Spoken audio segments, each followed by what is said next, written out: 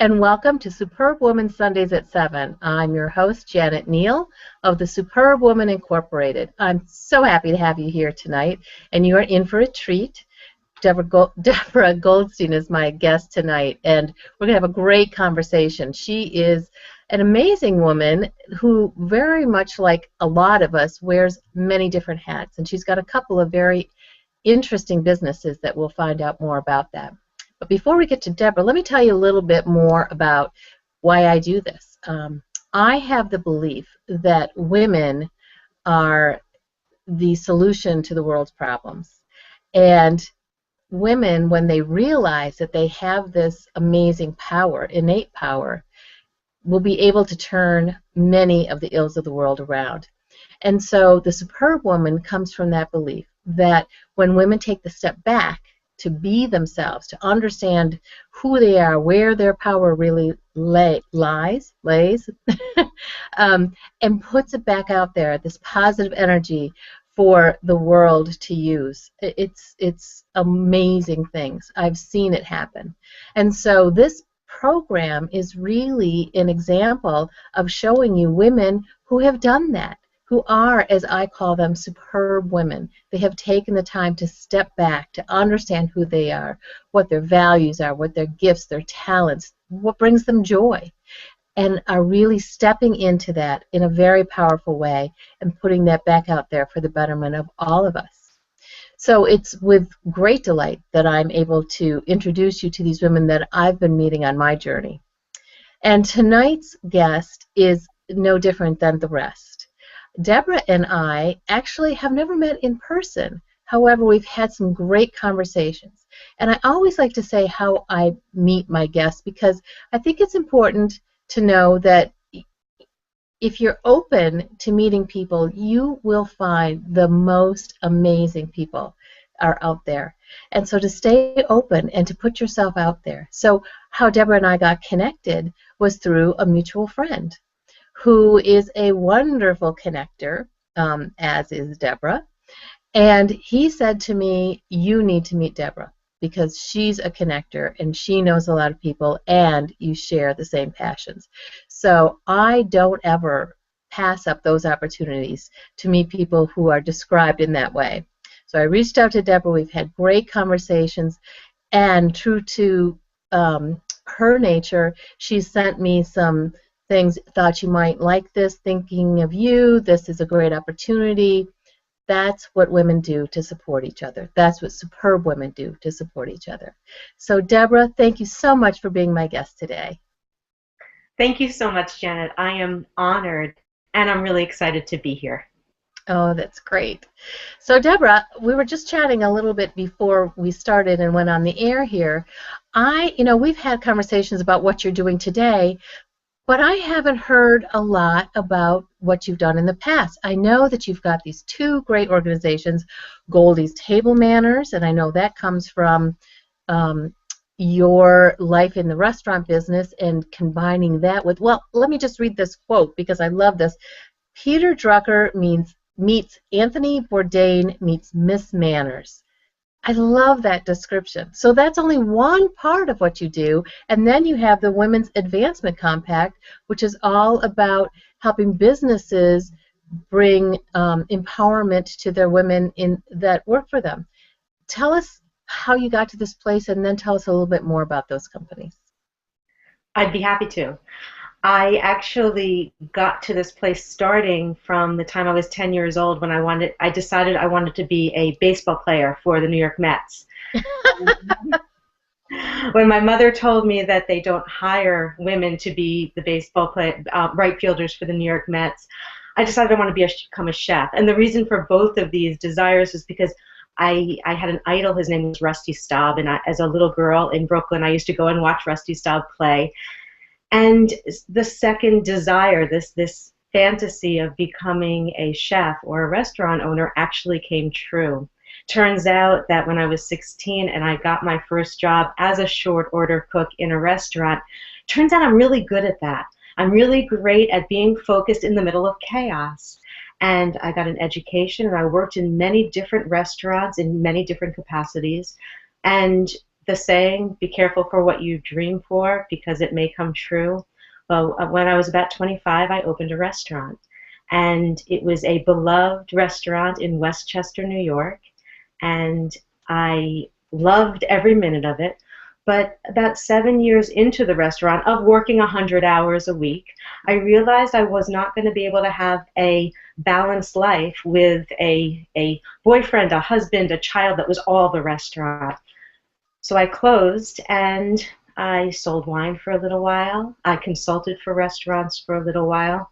And it was while I was working with a really magnificent restaurant down in New York City that I noticed that if you're going to be a professional in New York City, if you're going to be a professional anywhere, you're going to go out for business meals. It's just part of you get you get your job, you go out for business meals, yada yada yada, you go to a retirement party, and it's all surrounding food. Yet so few people maximize their opportunities at the table.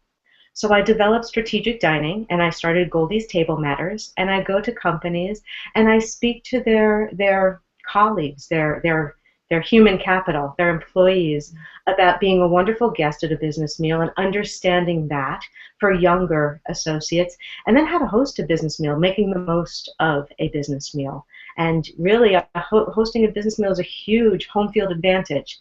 And from my work in strategic dining with Goldie's Table Matters, I started to look around at the young people that I was speaking with and the women that I was speaking with, and we've all heard, the statistics about 50% of incoming classes are women, and less than 20% make it to leadership. And I started putting that together with my realization that women, no matter what role we're in as professionals, we have very similar struggles. We have very similar moments of satisfaction. We have similar pain points. We are women, and we go through life cycles like losing a parent, or perhaps getting married, or perhaps having a child. And we don't have to reinvent the wheel each time each person goes through this. And a community of people that are being educated about how to balance that work and life, how to integrate work and life, made sense. And so I launched the Women's Advancement Compact last May, and we've been doing just that. As you said, we give companies the ability to outsource or bolster a women's initiative. We offer professional development from a woman's point of view, because in the 80s we had to act like men to be promoted to a leadership position, where in fact that's not true. As a matter of fact, women have a lot of qualities that are wonderful for leadership, and it's now becoming more accepted that we got it. And so we are here to support New York City professionals in their desire to grow to leadership, men how to support women both at the office and also at home, because for women to be in leadership, it takes the support of spouses. So in a nutshell, that's how I got to where we are today. Wow, that's great. So we have one more thing in common. So Rusty Staub, who would have known, he would have been in common here.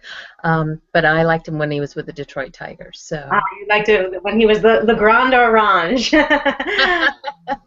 That's great. So I love how, you had this one dream as a 10-year-old, and then you switched course. But for viewers who don't know, Rusty Staub also was a chef and opened a restaurant. So you really did follow in his footsteps. Yes, and they were pretty big shoes, huh? Ironically, he's big into the wine business, and when I worked for selling wine, distributing wine, I had the opportunity to meet him a couple of times, not through all of my restaurant work, but because of our mutual passion for wine. Wow. Wow, that's very cool. So you followed your passion. You opened a restaurant at age 25, which is pretty incredible in itself.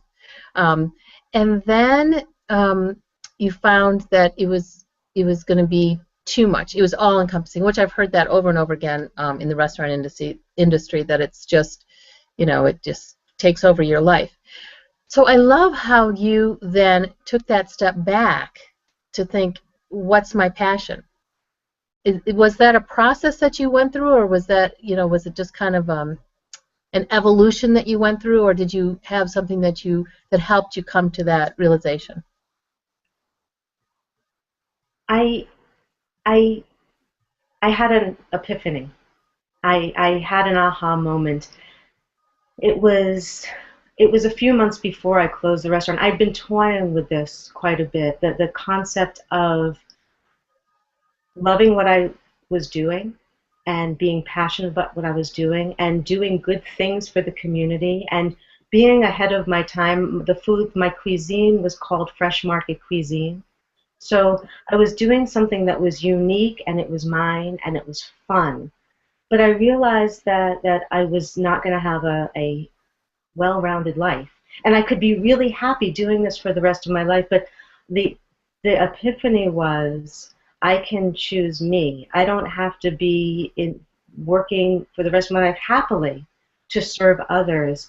I can take what's mine. I'm allowed to have a Sunday off kayaking and walking as I did today.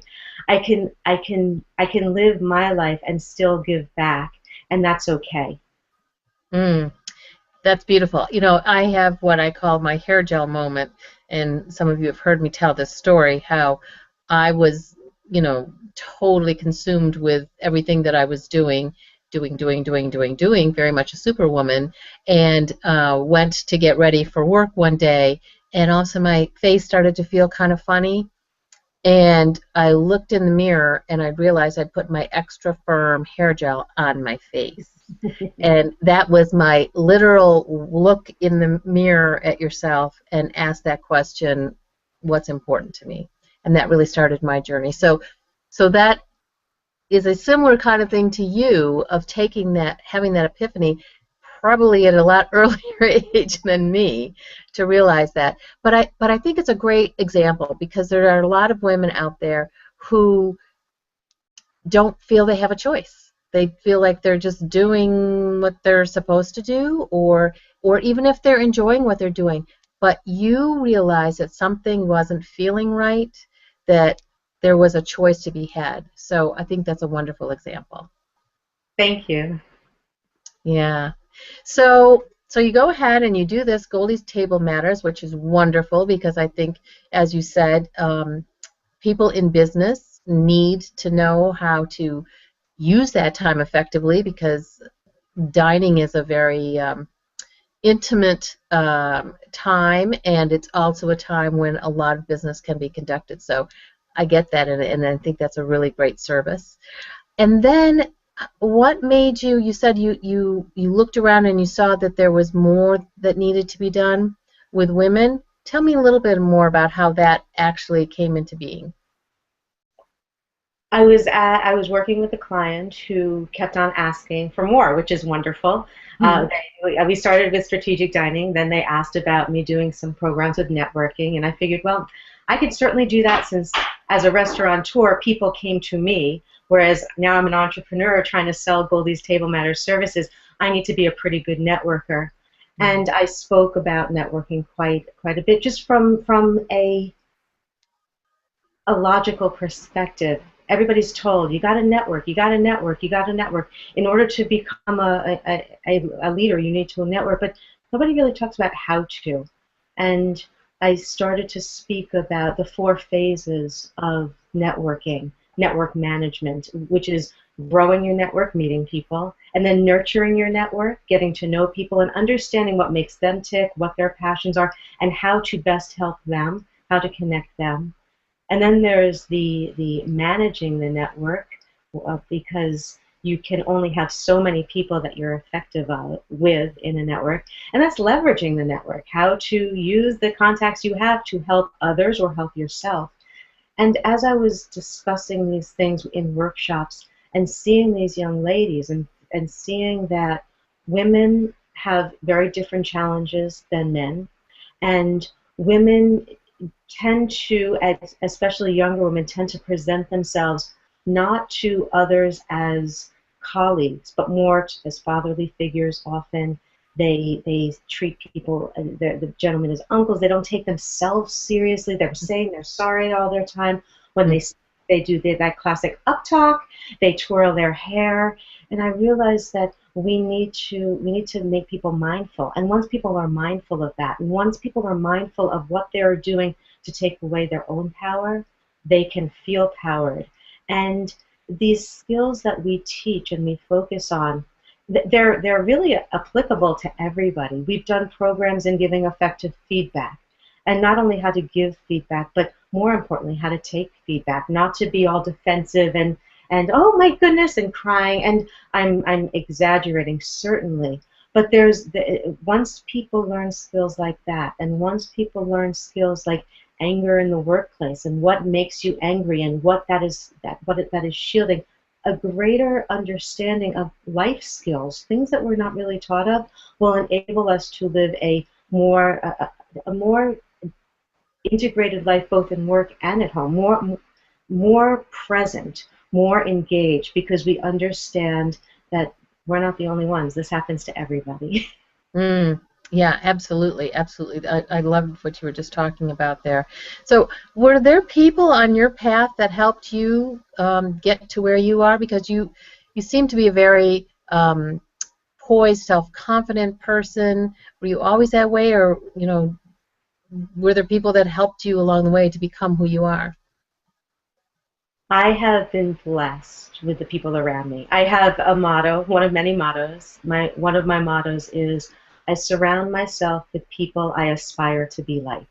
And it seems, just as you were saying at the beginning, Janet, about how we met, if you have your eyes opened, you attract these types of people into your life. Ironically, the person who really has guided my life most greatly is my father. My father, Stanley, is beloved by everyone. He's a legend in New York and his own mind, but really, he taught me that reliability is more important than smarts, than brains. That being on time and putting your whole heart and all of your effort in will trump any gift, any college that you went to, any kind of brilliance that you may have. He taught me that base hits win ball games. In other words, small steps is what makes a great life. He taught me how he's a role model to many. He taught me that to help people, to help people, to help people without them helping you back is fine, because it'll all come back to you at some point. He's a role model to so many people, and I meet many people during the course of my businesses that know Stanley, and I'm always humbled by what they say. Oh, your father helped me at this time. Your father's been a mentor to me. Your father, I called him, I needed something, and he was right there. He's always thinking about others. He's a kind, empathetic, intelligent man who packs in more activities in a day than a dozen of us. So he really understands that work-life integration. He embraces every single day, and I'm blessed that he's my daddy. Oh, that's what a beautiful tribute. It sounds wonderful. And what you're saying is so important, to have those kind of mentors, and what a blessing it is indeed that he's your father as well. So it sounds like this whole work-life balance that so many people struggle with, you were fortunate enough to see someone who was able to kind of get a grip on it. Absolutely, and granted, he is a man, but he has always made his children and his grandchildren and his wife the number one priority.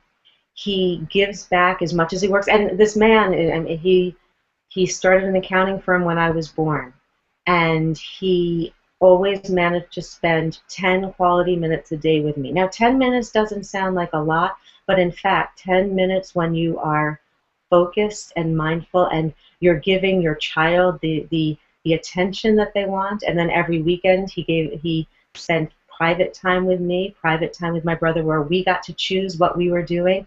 He was really focused on the children. He was incredibly focused on work, and he still made the time to broaden his own brain. He's an avid reader, and he teaches a book group.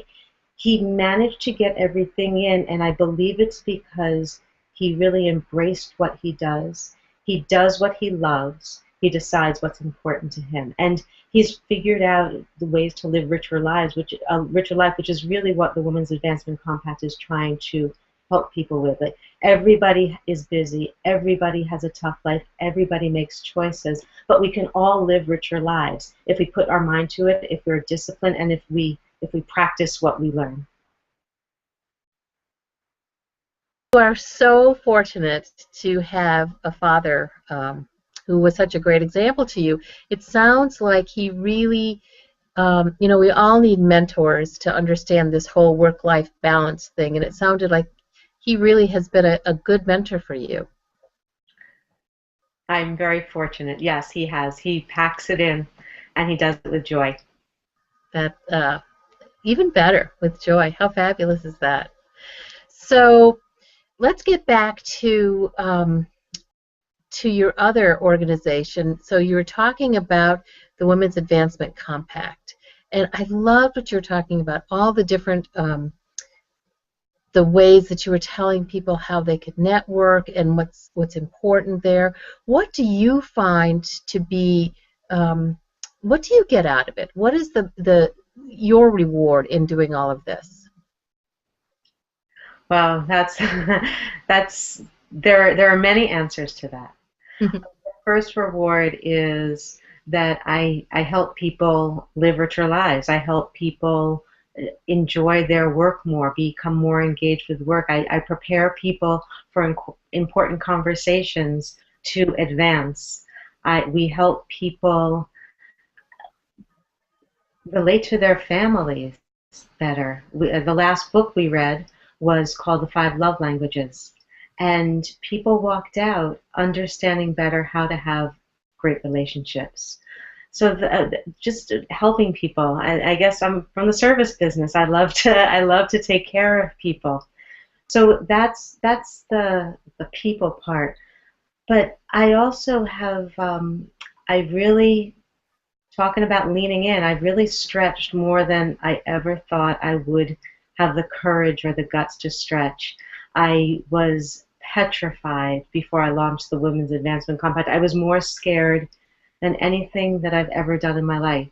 And I I took a chance. I'm taking a huge chance. It's not, it's certainly, it's in the building stages. It's certainly not in a place where I can let out even a little sigh of relief. But it's taught me that I am enough. I have, I'm just little Deborah Goldstein, a Jewish girl from Brooklyn. And yet I'm doing something that is helping people, that is, I have a vision that is going to hopefully the Women's Advancement Compact will grow into. I have realized that I'm a resilient and resourceful person who is living, walking the talk. I'm the best student of the Women's Advancement Compact. So I suppose that's a third part of what I'm getting out of it, besides stretching and really testing my limits, and besides helping our community. I'm learning all of the techniques, and I have to walk the talk. I have to do what we're learning. That's great. That's fabulous. I really love what you were saying about being scared and doing it anyways, about knowing that this is your passion, that this is something that you kind of feel in your bones that you have to do, and correct me if I'm wrong, but I'm getting the impression that you weren't exactly sure how to do it, but you just did it anyways. Am I right about that? Yeah, and it's still a work in progress, Janet. The of course, I had a business plan and worked it up all nice and pretty, and the day of our launch, I tore it up because it had gone, the Women's Advancement Compact had taken off on a life of its own.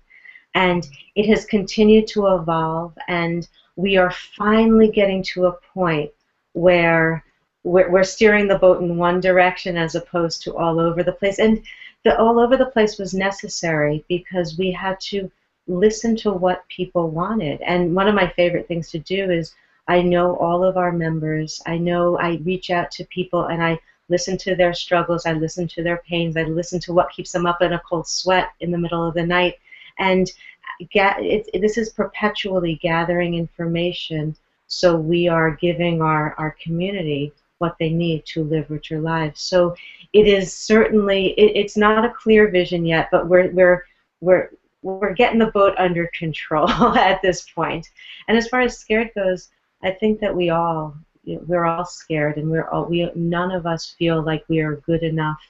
And if you don't try, you'll never see how great you are. I mean, we are all so resilient. And what started out a month before the launch in a full-blown panic attack where the paramedics came to rescue me turned into, well, I survived that. I worked through that. And every step I'm working through base hits, baby steps. And when you break things down to baby steps, it really doesn't seem as scary. Mm. Oh, Deborah, that's a great story. Really, seriously, a full-blown panic attack to where you are today. That's inspirational. Thank you. It's been quite the transformation. And it's also interesting because I think that we live in a society where everything is Hollywood, and you start out and then a weekend later you live happily ever after. Well, truth be told, we all go through cycles, and we all have highs and we all have lows, and I go through panic scares, but I've gained the tools through what I've learned to work out of panic attacks. So it's not like, okay, I'm over it all. It's every single day. It's being mindful of what's best for you and doing what's best for you, then taking care of your loved ones and taking care of your constituents. And when you're not doing all that well, showing some self-compassion so you can get through the rocky times. Absolutely. Oh, that's beautifully said. So what's next? What's on the horizon for you? How are you? I know you've got a couple events coming up, and at the end of our talk here, there's a slide that will give you more information. But tell us, what's up for you? The Women's Advancement Compact is working to launch a virtual platform that will allow us to spread our reach to be a national organization, not just a New York City-based organization. Oh, fabulous! And do you have a time frame for that? The beginning of 2015. We're starting slowly. In October, we're going to be doing our first webinar, and then we'll do another one in December, and we'll be getting some podcasts ready and some video conferencing ready, and we'll come out of the gate in January with the virtual and continue with our live events. Oh, that's fabulous. Well, all the best to you, and I look forward to participating in those as well. Janet, thank you so much for having me join you this evening. It was really fun. Thank you, Deborah. And thank you, all of you, for tuning in tonight.